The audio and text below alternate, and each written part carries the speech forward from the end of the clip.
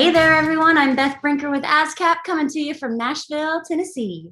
Welcome to the ASCAP Experience and today's very special conversation between two of today's most successful, prolific, and incredibly gifted music creators. Chris Stapleton and Dan Wilson are both Grammy-winning songwriters who, no surprise, are two of the most sought-after collaborators across all music genres. Chris has co-written huge songs with Kenny Chesney, Luke Bryan, Justin Timberlake, in addition to his own chart-topping hits as a solo artist. Dan's track record includes top 10 hits and Grammy-winning songs for Halsey, Dierks Bentley, Adele, The Chicks, his own band Semisonic, and more. These guys are the real deal, and here they will provide some real insight to the art of creating music together. Now, here are Chris Stapleton and Dan Wilson. Enjoy. Welcome to the ASCAP Experience, everyone. Thanks for joining. Hi, Chris. Hi, Dan. How are you, man? It's warm in LA. I've had a whole bunch of house guests for a week, and it's great. Is it great because they're about to leave, or is it just great in general? Well, it's family. Oh, got you. So they take very little. They bring more than they take. So Absolutely. I have one nephew who comes and says literally, Uncle Dan, what kind of meat would you like to eat today? And then he fires up the grill and he's just out there in the smoke all day long, sending back giant kind of dinosaur bones of meat and stuff. It's really fun. So that's how. And this is songwriting, ladies and gentlemen. This is how it happens. This is how the magic happens. We talk about our nephews and our families, and then the songs happens. People need to know that the nephew and niece convo is crucial. Absolutely. How about you? What have you been contending with and up to? Well, I've got all my little ones are kind of fighting runny noses and coughs and stuff like that right now, but we're gearing up to try to go tour. So that's a new animal for us right now. We haven't been out there in 18 months or whatever. So it's exciting though. I'm excited to get back to the world. In that During this lockdown, did you play loud a lot, or will this be the loudest you've been in a long time? Oh no! It takes years a moment to wake up in a rehearsal. I hadn't even been around a drummer, or it just been you and I have written in this time, but we did it just like this. Even to be in the room with other musicians is it's like we're creeping back out of a cave or something. Yeah. Each from the separate cave. I just had Semisonic's been recording, and awesome. And it is pretty awesome, and it's fun to be loud, but the math or the variables of human company are, I don't know, maybe they're more intense in a band, but there's a lot of interpersonal stuff going on, but it's been pretty exciting. So anyway, welcome back to being loud. I would say. Well, you too. Then it sounds like if you guys are obviously, if you're recording, you're gearing up to go play too. So. Yeah, we'll do a bunch of shows in the fall, and that'll be. I'm excited. I'm really excited, and I've been basically this is what I've been into lately is how I want to get my guitar tone to be better. How I'm messing around with tone like I haven't done for a while. That's fun. This is a Condor EQ. It's nice. Man, I've been on a. It's so weird you put the pedal up. I've been on a pedal mission myself, and usually I just talk with my guitar tech because he's much more knowledgeable on things that he's good at finding weird stuff that he knows I like.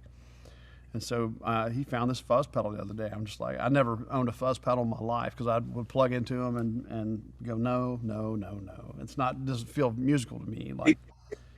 But he found this one that I like. And so I'm playing with stuff like that as I'm coming back out into, be getting loud, as you put it. I want to find some new things. It's exciting. I feel like I'm, in a lot of ways, starting, completely from scratch. It feels that way to me, like musically in my brain.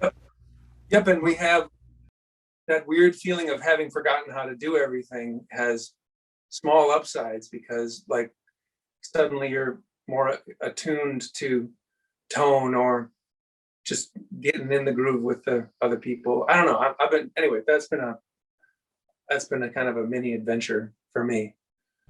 Yeah, no, it's been awesome. Well, I miss that. It's always a circle to me, like when you're on stage playing with people, and when you get in that kind of autopilot zone. And I know we're veering off from songwriting, but it's all part of one wheel to me.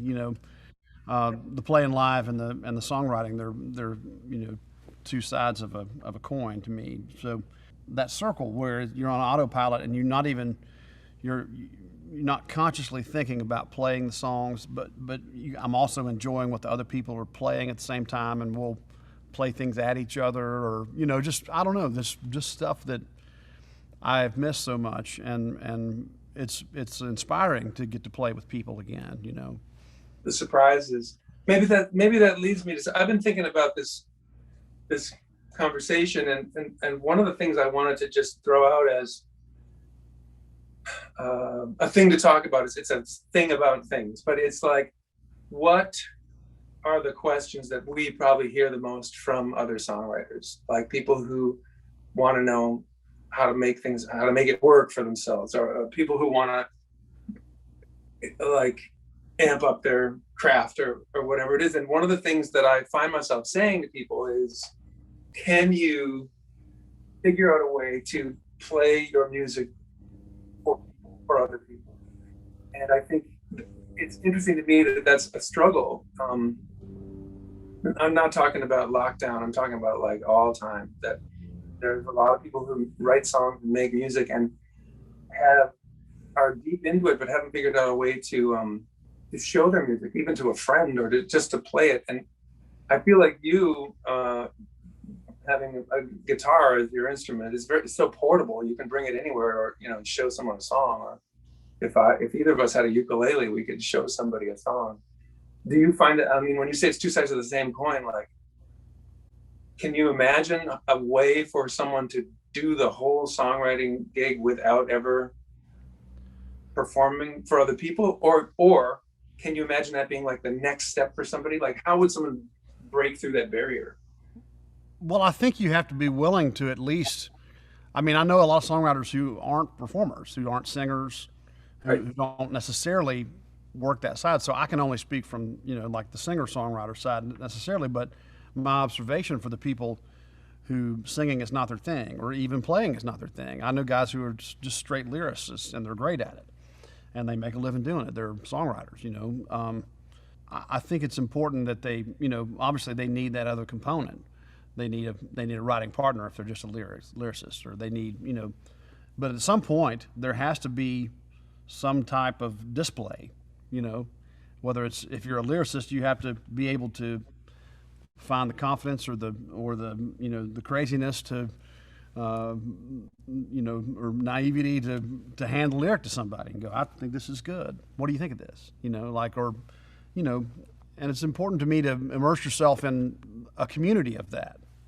I find, coming from Nashville, there's a very large songwriter community as far as songwriter communities go. Like it's very much a thing. Like when I moved to town, I went into work every day, a very workmanlike attitude about it, and wrote with somebody, made an appointment. And that takes some of the romanticism. I did a lot of the late night, inspiration as well, but working at it and figuring it out, watching other people, watching the habits of successful songwriters and what that meant. And I don't know, but it's important to me for the people who you can't ever sit in your, and maybe you can with the internet now, I don't know, but sit in your basement necessarily and write a song and keep it in a box and expect anything to happen with it. That's action. Some kind of action has to take place, I think. That is a challenge. That's a challenge of shyness or access. I feel lucky because I came up in bands, and so you have like in the the two bands that I did the most touring with. In the first band, I had three people who were critics slash fans of what I do, you know, and ruthless in their feedback, but also really excited when something was good.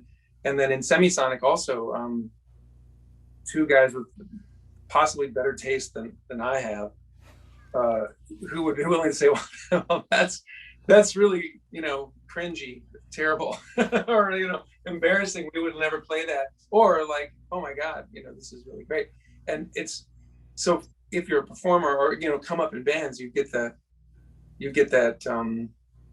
I don't know, it's like a free look at the rest of humanity by showing things to the group, you know? Well, that brings up a great point, I think, about collaborating as a songwriter. I think, to me, they gave us a sheet of like talking points, and one of them was like etiquette in the writing room. Well, I think, you know, certainly there's a little bit of a first date element when you get in like the first time writing with somebody, but immediately or very quickly, in order to be effective, you have to be able to tell somebody you think something is not good. You have to be like, I think we can beat that. I mean, there's nice ways to do that, but you can't be intimidated by that, even if somebody, you know, very early on when I was a songwriter, I went to the room with people who were wildly successful, and I had done nothing, but I was in the room. So I said, well, I'm going to bring what I have to offer, and if I think something is good, I'm going to say it. If I don't think it's good, I'm going to say that. But it's also important to you know, learn from the people I always learn things from people, you know, like, in fact, you know, to speak to you and I, one of the most amazing things about our relationship as it's a songwriting, the first time we ever really wrote songs, we flew to New Orleans to write with the Preservation Hall Jazz Band. That, I think that was our first, like we had met once at an ASCAP event, and, you know, seemed to get on pretty well. And I thought, you know, and then I don't know what possessed you, whether it was craziness or it was like, I think this guy can go write New Orleans jazz with me. Let's go try that. But that was our first co-writing. We were writing on a mission for a band, which I hadn't done a whole lot of at that point.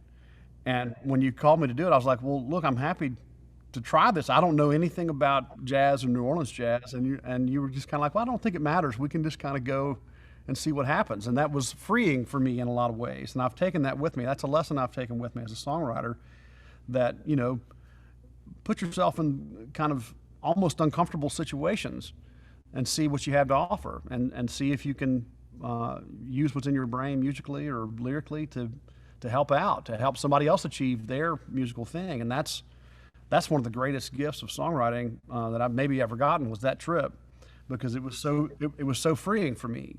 Yeah, it was fantastic. I think the thing about etiquette, you know, when they talked about etiquette in the writing room, it's really not, like, it's not necessary to behave in a certain way as far as like politeness or grace or whatever you want to call it. There is a thing though, like I feel like an openness to other people's ideas. Like, let's say someone in the session is what you're describing, your early self. Someone in the session has not, you know, had big songs that blew up or anything like that. They're just bringing what they've got. And another person has like a lot of platinum records or whatever it is. I think the etiquette that I perceive as kind of being a universal is everybody goes to that point of like,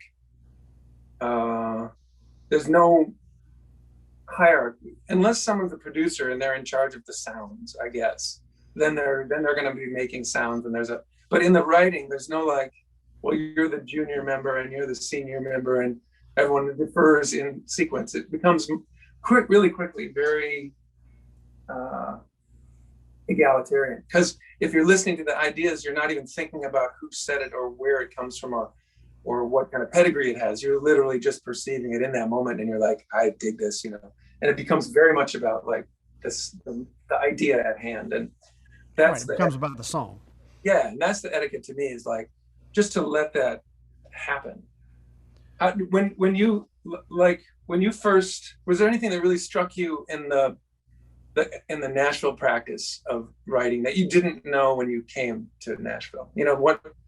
I mean, before I met someone who was a songwriter in Nashville, I just assumed that everyone, I didn't read liner notes or anything like that. I just assumed everyone who sang a song on a record wrote that song and they made it up, and that was the way that went. I mean, that was how little I knew about the process when I moved to town. I mean, I wrote songs as a hobby, really. I was a hobbyist. And then I found out that there was a guy, a man named Steve Leslie, who wrote at EMI. Ran into some people that I knew, and casually, I'm sure, said, "Hey, you know, I'd love to help somebody out from this area." He went to college where I was living at the time, and just through mutual friends, I cold called this guy to, you know, "Hey, I write songs." You know, it was like that, you know, and so I sent him some songs, and he was kind enough to call me back and say, "Hey, I think these are pretty good. You want to come down and hang out some?"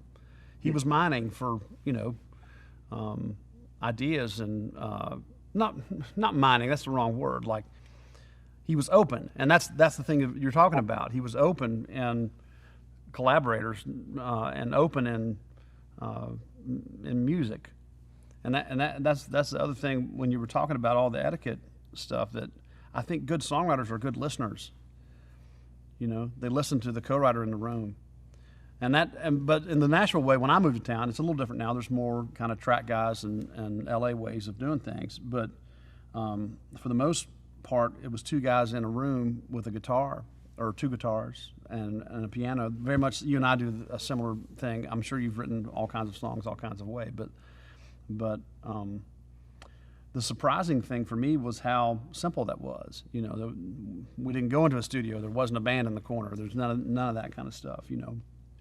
It was very much about the song, and the song happened, and then it went into a demo session where we got musicians, and then then hopefully it made it to a record somewhere. But first time you had a song that blew up in some way, do you remember whether you called it Babe Ruth style in the writing session, or did you not know it was something was gonna, you know, in the session before things happened to the song? Did you know it was a great one? I don't know, and I never know. Yeah, you know, because I think, I mean, there are guys that will tell you that they know, but nobody knows. I mean, you can't know. I don't think you can know. I mean, you can have notions of whether or not you like something, but to fully be able to grasp, because there's so many things that have to happen for that to become after the fact. A hit after the fact as a songwriter. Like, it has to get through all these hurdles, you know, that have they do have something to do with the song, but they're not all to do with the song, you know, like, yeah, I mean, I have songs that I love to this day that I've written that I think people could probably care less about, but I love them, you know, like, I think they're a hit in my mind. They're a hit in my mind of hits, you know, like, but I sometimes have sessions with people that say, I have to watch myself because I'm very opinionated, and it's like, for me, it's a lifelong kind of effort to just bite my tongue and let a thing happen in the session. It's always good. Like, for me to express my opinion later rather than earlier has always been better. But anyway, I'm often in a session where somebody goes, I don't know, this idea doesn't sound like a smash. And what I want to say at that moment is, I want to say, first, have you ever written a smash? Okay, and if yes, did you know at the time that it was a smash? And third, I bet you anything the person that goes, well, either they say, no, I haven't written a smash yet, or they say, yes, I have. Then the second question is, did you know at the time? I almost guarantee they didn't know at the time. Or they always think it's a smash, which is great. Like, that's fine. Right. But, you know, you're always excited about it. But I think then the third thing is, like, well, if you didn't know then how come you think you can know now? Like, just, I mean, suspend that thought. Like, don't say, let's stop working on it because it doesn't sound like a smash. That's like what is that? Like an illusion or something. It's like it's something that isn't got no basis, in my opinion. Anyway, that's a thing that I kind of hope people can maybe learn not to think in those terms, because I think it only way. Yeah, well, and you and I operate this way a lot. When you and I write songs, we just write whatever comes up. Yeah. And sometimes what comes up, we might write halfway through a song and something else will happen and it will turn into something totally different from where we started. So I always feel like you write the moment. You know, we're in this moment, we're writing a song, we're putting our, you know, lightning rod up in the air and hoping something comes down. And you know, you write that moment. And as that happens, things will progress, and don't cut it off just because you don't think it sounds like something else I mean, and if you're busy writing something that sounds like some other smash that you know, it's not going to work. You know, that's Very my good. opinion. That's my opinion. A lot of people have different opinions. That's my opinion. No, yeah, I'm pretty much in agreement with all that. What about how about this? Like another kind of touchy thing for people is like the business side of things, like, you know, splitting the song and you know, percentages and what to do next when you have a song, or does that happen beforehand? Like what do you think is the best way to go about that, or is there a good? Personally, for me, I've never discussed a split before I started writing a song. That's just me. But I mean, and this is another different thing between like Nashville way of doing things. Like Nashville way of doing things is, if we work on the song, it's equal parts. You know, and I'm okay with that all the time. Even if someone never said a word, and they sat there and drank coffee, but they were in the room and the part of the conversation, you know, they wrote the song with you that day. That's how that works in Nashville. In LA, it's everything becomes a negotiation. I haven't worked much in New York with New York songwriters necessarily, but in pop music, I think generally it becomes like everybody has 5% and 10%, and there's all these odd percentages. We don't do that in Nashville, and that's the kind of the system I came up in. So I don't ever talk about it. I just assume when we're working on songs, it'll get sorted out, even when I'm working on pop music, because most of the time I don't care. And I say that to say I'll get some kind of credit for it. And I don't write the song because I want the money. I write the song because I want the song to be good. Yeah. I like money. I like to make money. Everybody likes to make money. But ultimately, if I'm approaching a song from an attitude of how much money am I going to make on this, I'm not thinking about how good I can make that song. And that's not I'm not interested in that. Yeah. Yeah. When you first came to town with your high hopes and limited lore, did you quickly learn that equal splits was the way Nashville did it, and or was that a thing that just seeped in after time? No, I mean that everybody I wrote with, that was just the way it was done. It was much later, until I got a pop cut or some things like that other things happened where all of a sudden the negotiation factor of it came into play, you know. And so maybe for some people that work solely in pop music all the time, they like to negotiate. I get X amount up front. I don't know. I don't like to come from that place, but that's not me. First, I had an early songwriting session. I mean, it wasn't early. I had already been on tour with 2 different bands for 12 years or something like that. And I got a chance to write a song with Carole King, and it was one of the first kind of non-band co-writes that I ever did. So I think of it as like manna from heaven, like what the hell. So hold on, I just want to pause this a minute. So your first non-band co-write was Carole King? My first was with Vic Runga. But I had tried to get people in Minneapolis to write with me, and no one wanted to. They were all like, no, I only do that alone. So I had put feelers out, but just by a series of lucky breaks, I ended up in this session with Carole King, and we were writing a song for Semisonic, which I was really excited by, and it ended up being this song that called "One True Love" on Semisonic's All About Chemistry album, and she gave us all these background vocals. Like she sent an ADAT with 8 tracks of background vocals, and they're all over the song. And we just sat there for a while when we were trying to piece it together and make it into music. We just soloed up her voices, all those voices, and just listened to her thing like for the longest time. And it was so thrilling. It was really great. But one of the best, she said a bunch of really good things to me, but one of the best things she said to me was, I said, how do we determine the splits of the songs that we wrote? Because I really didn't know how that, what the approach was. And she said, well, if you, I always split things evenly according to how many people were present when the song was written.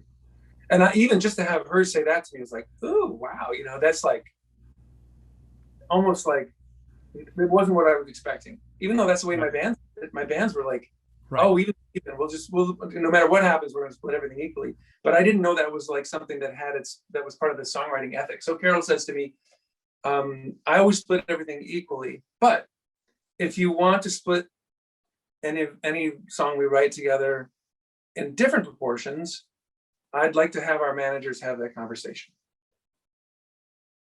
And I was like, damn, it felt like that was almost like a 2 layers of an ethic. Like the first layer was, let's just split it equally. I mean, that's the first kind of bigger layer. And then the second layer was, let's not have you and me start arm wrestling about how much and 17 and a half and 33 and a third and right, and it would get in the way of that relationship. And I felt like to me that was like a gift, that brief little outline of how to do it. And then she said, and then there was a pause on the phone, and she said, so what do you think of that? And I said, let's just split it equally. I like that. I like that idea. And it really relieved me of like maybe some also responsibility to like protect myself or make sure that I wasn't, taken advantage of or whatever it might be. Like just take that all out off the table. It's good. Yeah. No, I'm going to steal that. If somebody wants, I like to split things equally. If you want to do something else, management can sort it out. Yeah, they can do it. That's exciting for them compared to us. I don't know. Yeah. Mostly.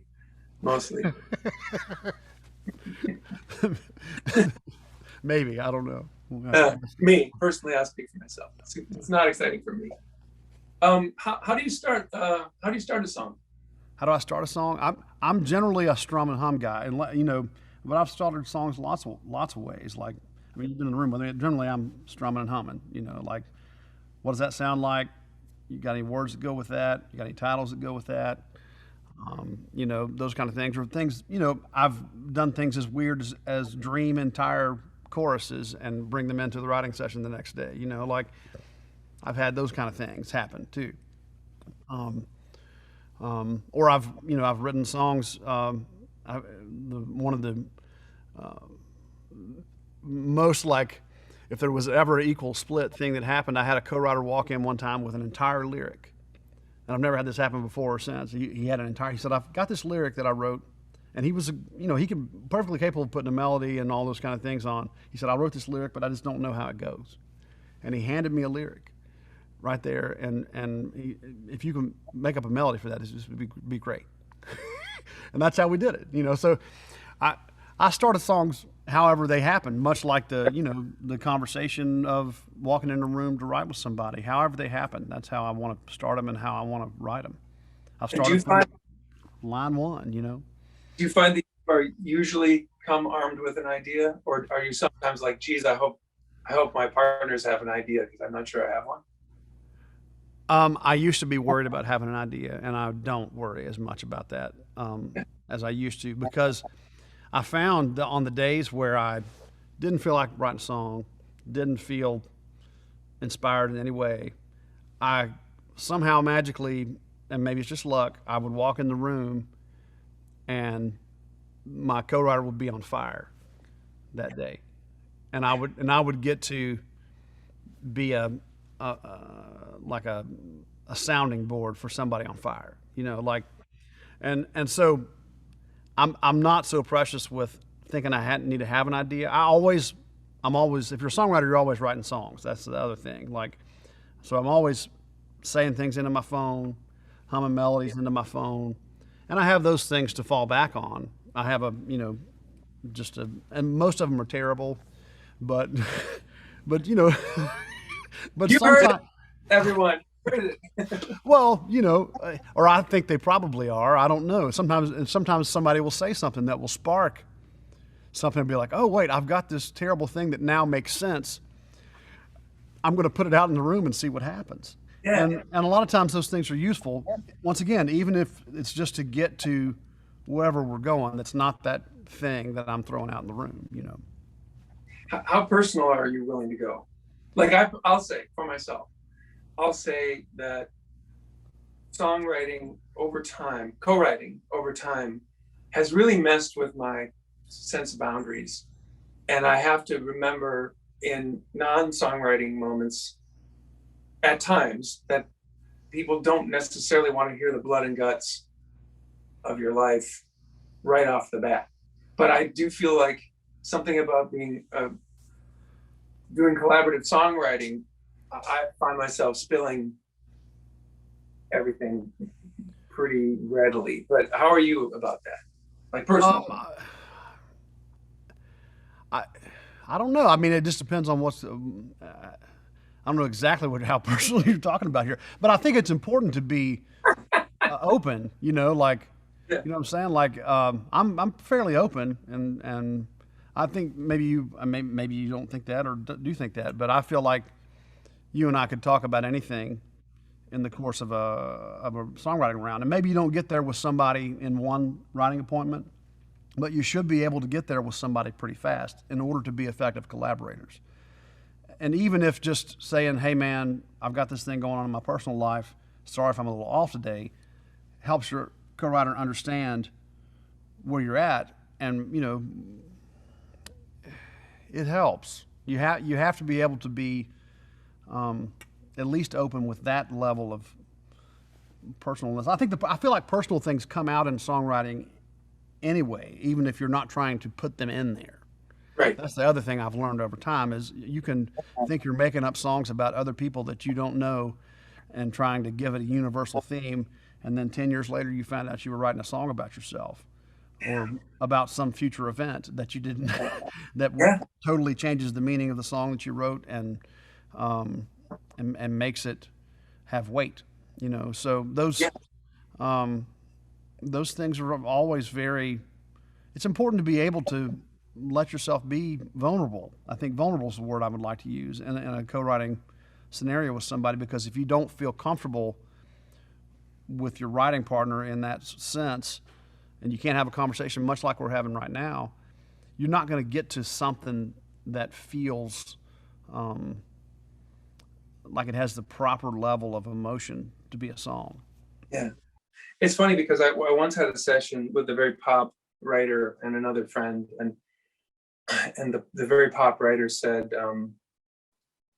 what's going on in your lives? What's happening? And I had a really bad week, and I was kind of wrestling with matters of life and death and parenthood and helplessness versus hope. And I said what I was feeling and going through in the session, and there was this sort of long pause, and the very pop songwriter said, well, that's a bummer. Like very kind of like, yikes, they were bummed that I said it. And for a while afterwards, I would laugh and tell friends that I had that almost like, it's almost the nightmare scenario. Someone says, what's on your heart? Like what's happening in your life? And you say it and they say, God, you really busted the vibe. But later I kind of circled around to it a little bit, and I realized, well, it was a bummer. Like the thing I said was a drag, but that's not necessarily a bad thing. It's just what it was. And I think for that pop songwriter, it prevented them from getting back to a lighter, busier frame of mind that they wanted to be in. But at another moment, that same dismal revelation that I talked about with about this family health issue that was happening. Another person might have just like had a sort of a burst of empathy and wanted to write something that could be a soothing or a response or even anger, whatever it might be. So I kind of felt at first, I felt like, oh, that it was more like my collaborator ought not to have judged what I said. But later I kind of realized, no, I said a thing and it's going to have a different effect on different people. And that's cool. It's fine. That's just part of what you're saying, like be vulnerable. And the point of being vulnerable is that you're not, there is, in some sense, there is a risk, Yeah, but that risk has the reward that you just said. Maybe it sparks a co-writer in a way, or creates this kind of emotional state in a room that can really allow real deal human emotion to creep into a song. And if you can get that into a song, and it's very hard to do, I think, but if you wind up with that, man, that's what music is about, like, is human connection and emotions and all those things. That's the very point of songs and music to me. Yeah. Do you think of your music as, and I'm saying this without, it's no joke, but I say it openly. Do you think of a musician's job, let's say, or a songwriter's job or a singer's job as almost like giving a gift to the world? I don't think of it as, I've never thought of it that way, but I was having a conversation with someone backstage at something, one of these things, cattle call kind of things, and it was an artist I didn't know, and we had just met, so we were having a conversation because we were waiting to do our sound check on one of these things, and I was being self-deprecating, and I said something like, we're just musicians or something like that. And I was very quickly corrected into, no, we're not just musicians. What you just said insults not only you but me. We're healers. That's our job, is to heal people, make them forget about their troubles for an hour or two, make them feel joy, make them feel not alone. And so I've taken that with me. I've never felt more wrong than I did in that moment. I was like, oh well, maybe my self-deprecation was not a good thing in that moment, and I've taken that. So I think of it less as a gift as I do as medicine. And healing. I think that's the important. Well, and medicine and healing can be this is songwriting, folks. Once again, what we're doing right now is we're trying to talk about it and not really know and be okay with that. It's funny because I feel like what you're saying, we're talking about gifts, healing, medicine, these things. It feels like sometimes in a writing session. First of all, I want to wind back to what your colleague said about healing, and I just want to like cheer and applaud, because I think that's, first of all, as a response to self-deprecation, that's a wonderful thing in itself, to present someone with an alternate vision that's got a kind of glory in it, and still humble. If you're a healer, it's not all about you. It's still about the other. It's still about the people, hearing the music. It's not about us in that way. Yeah. But I love that person responded in that way.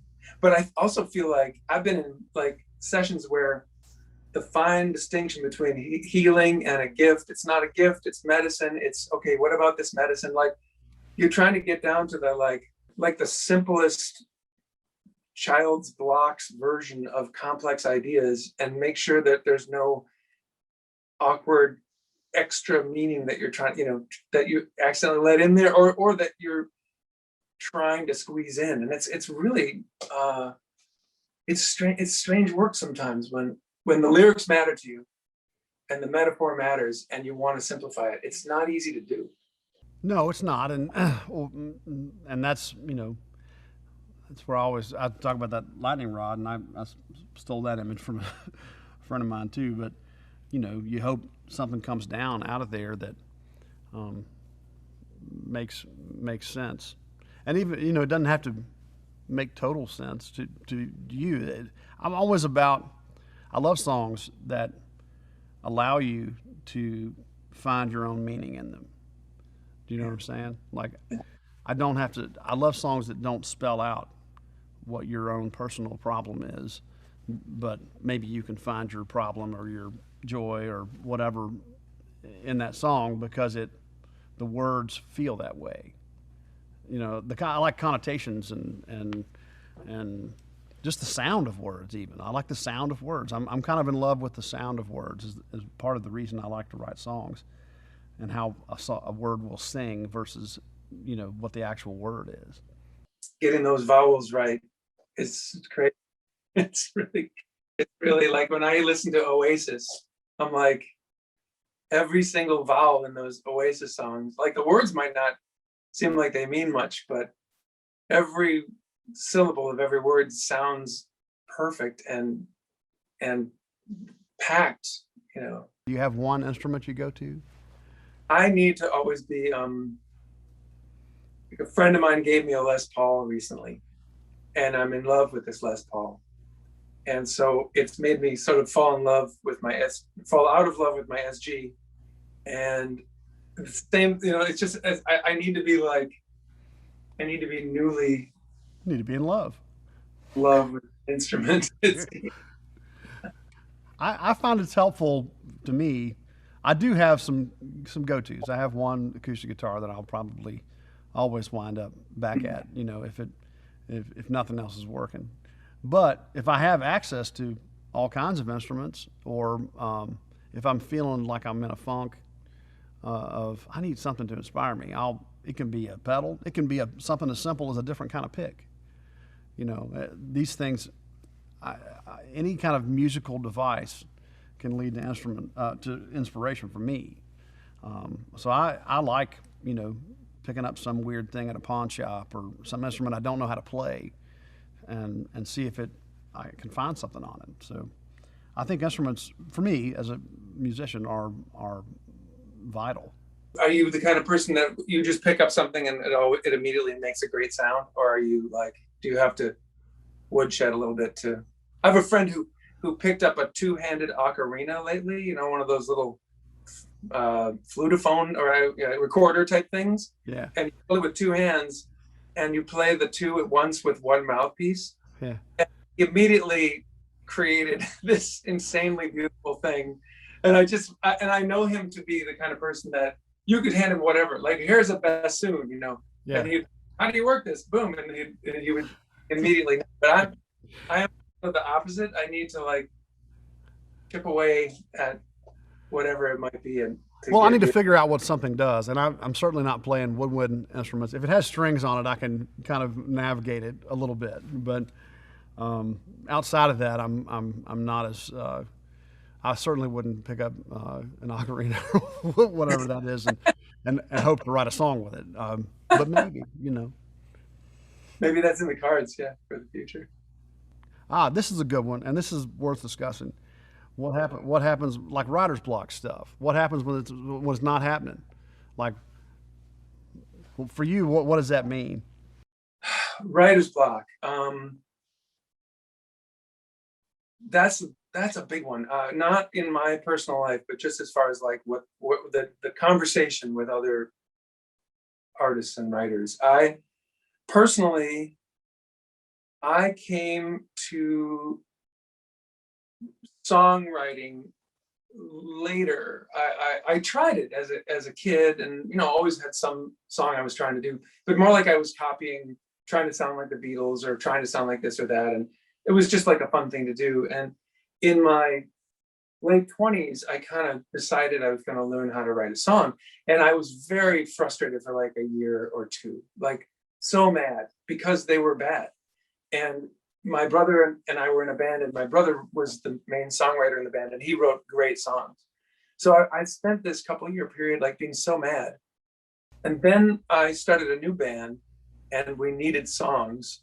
I was almost like the cart before the horse. I started this band with John and Jacob, and we needed songs. We didn't have any songs. And so I wrote a bunch of songs as a set for us to play almost.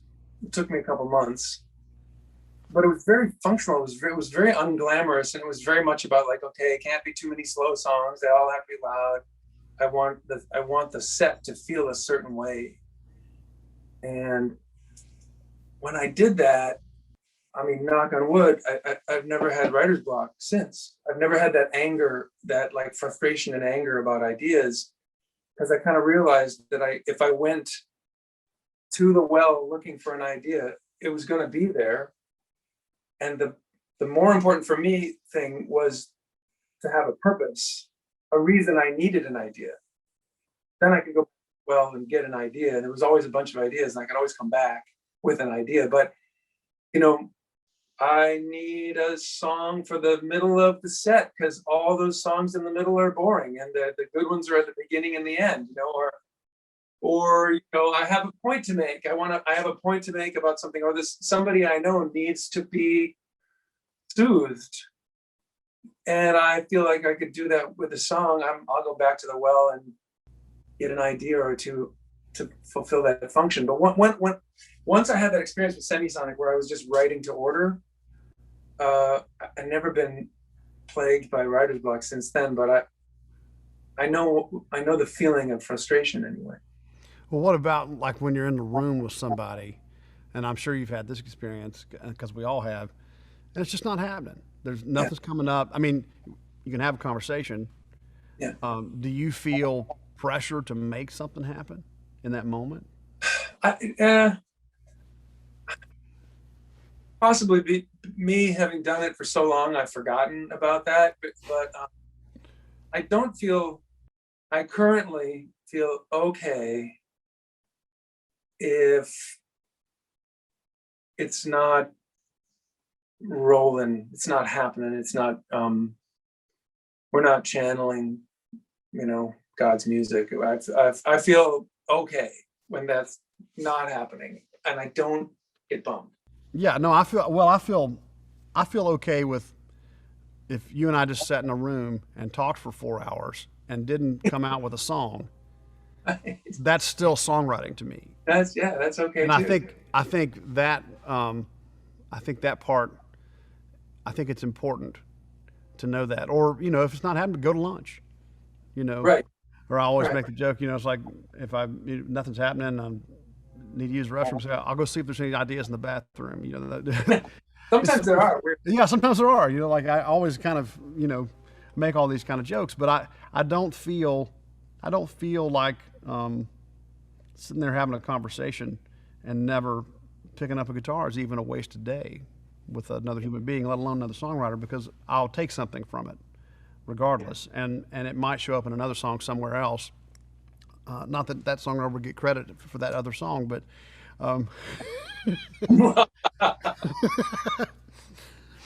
but you know what I'm saying? Like, it shows back up, and if you enjoy the day anyway, and you know, everybody in the room knows that songs can happen in the future and have happened in the past, it's not a wasted day. Right.